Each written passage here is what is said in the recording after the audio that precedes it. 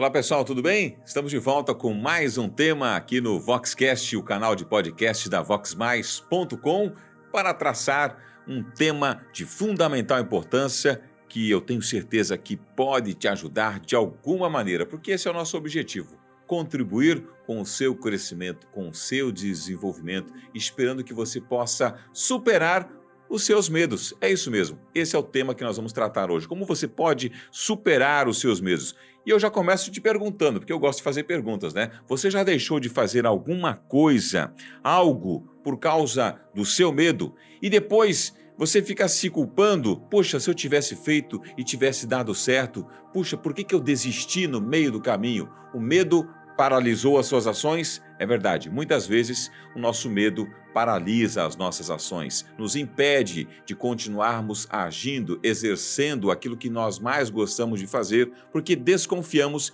que aquele medo possa ser algo perigoso para nós. E aí nós paralisamos. Então vamos entender um pouco mais a respeito do medo e por que ele acaba paralisando as nossas ações, impedindo a gente de agir. Primeiro é importante nós entendermos se esse medo é um medo real ou se ele é um medo imaginário.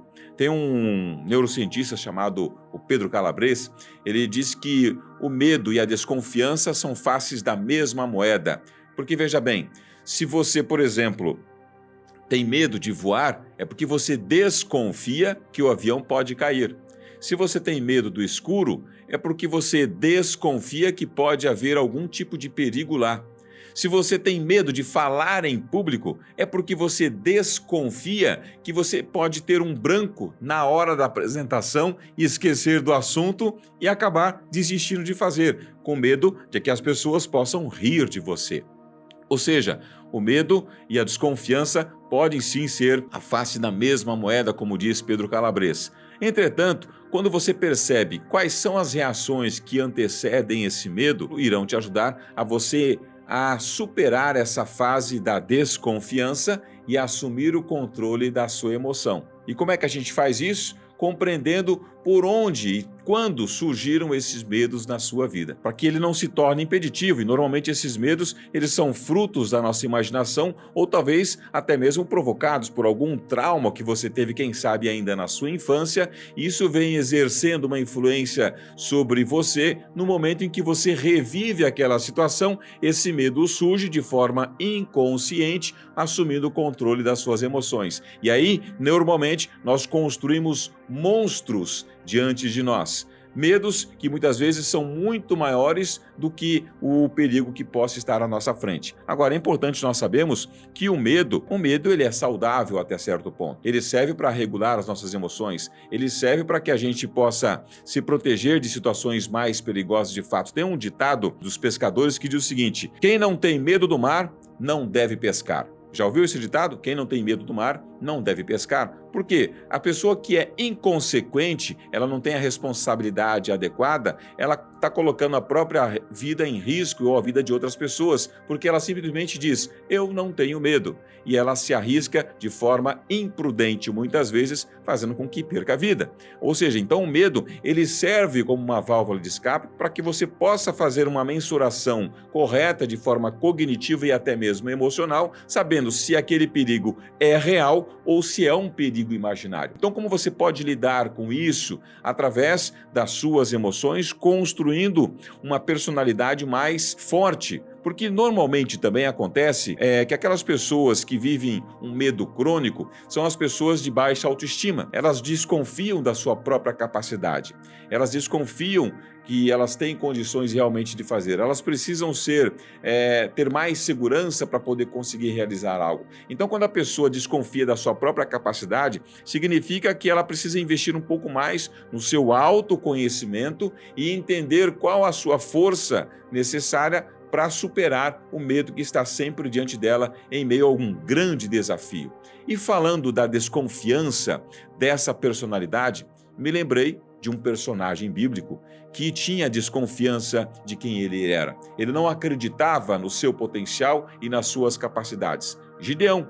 Está lá no livro de Juízes, capítulo 6, capítulo 7, a história de Gideão, que foi escolhido por Deus para liderar um movimento contra os midianitas. É verdade. Só que quando o anjo chegou para ele e falou, jovem, forte, valoroso e corajoso, você está falando comigo mesmo? Porque ele não se via dessa forma. E quando ele foi nominado para poder exercer esse papel diante dos israelitas para enfrentar os midianitas, que Deus havia ouvido o pedido deles de socorro, o que ele fez? Não, Senhor. Eu sou de uma tribo menor de Israel. Eu sou o menor dos filhos da minha família. Eu sou o mais insignificante. Ou ele não conseguia ver dentro dele capacidades necessárias para exercer aquela função para a qual ele estava sendo convocado.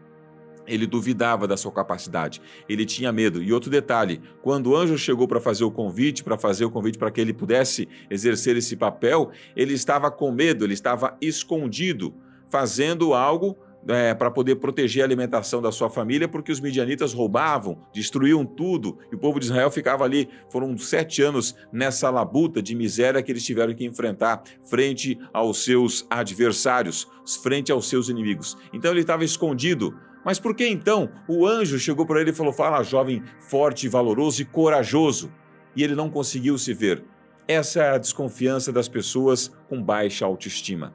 E muitos de nós temos baixa autoestima, provocadas por traumas. Muitas vezes você deve ter ouvido, quem sabe, você não faz nada direito, não converse com estranhos, você é incapaz, você é burro, você não vai conseguir fazer, você não faz nada certo. Ou seja, esse tipo de informação que você recebe principalmente na infância, cria uma crença limitante em você, impedindo você de acreditar que é possível superar essa fase e entregar sempre o seu melhor. Quando você desconfia de si mesmo, quando você não sabe quem você é, você desconfia da sua capacidade e não sabe o valor que você tem diante das outras pessoas. Então o medo ele vai surgir. É importante você entender que tipo de medo controla a sua vida até então, porque o nosso cérebro é uma máquina perfeita. E sabe por que ela é perfeita? Porque ela só vai funcionar bem se você alimentá-la com um combustível correto, um combustível de primeira qualidade, um combustível compatível com a engrenagem do seu cérebro, porque ele foi feito de forma perfeita. Acontece que, qual é o tipo de informação que você manda para o teu cérebro? Sabe por quê? Porque o nosso cérebro, ele não distingue o que é real do que é imaginário. É isso mesmo. O nosso cérebro não distingue o que é real do que é imaginário. Então, se você mandar uma informação para ele dizendo, olha, você é forte, eu sou corajoso, eu sou capaz, ele vai entender que você é capaz. E isso vai estimular o seu organismo ao quê? A se alimentar de um sentimento forte de capacidade, produzindo serotonina, produzindo endorfina, produzindo testosterona, que são hormônios que vão te dar capacidade, prazer, felicidade, exercendo em você uma influência de confiança, de poder e de merecimento.